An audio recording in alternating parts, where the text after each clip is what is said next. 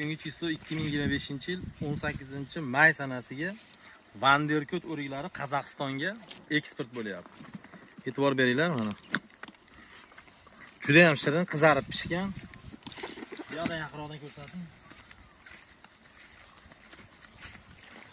Mana holati Vanderkot o'riklari Qozog'istonga eksport bo'lyapti. Qozog'istonlik akalarga like bosib qo'yamiz. Zakaz qilishgan. Bizni kuzatishda davom etasizlar. Do'stlar, buni mevali ko'chatlari kuz mavsumi uchun yetishtirib qo'yilgan.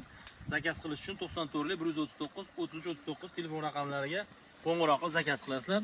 Mazasiga oz baho berasizlar. Xuddi yozda pishadigan subxon o'rikka o'xshab shirin. Do'stlar, bismillahirrohmanirrohim. Ichi ham sap-sariq.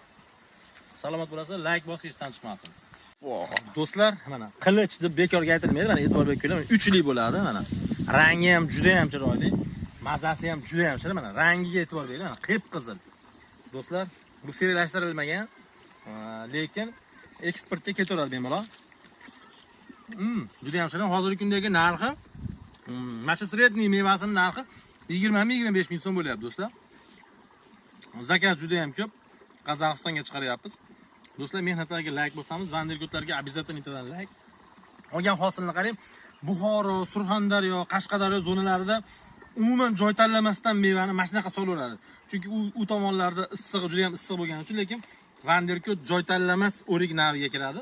Mana e'tibor beringlar, mana. Issiq zonalarda zo'r effekt beradi. Bu videoni Surxondaryolik do'stlarga jo'natib qo'yasizlar. U tomonlarda 100 mingligida chiqadi, do'stlar, 100 mingligida. Mehnatlarga bittadan like. Vanderkotga обязательно like bosamiz, do'stlar.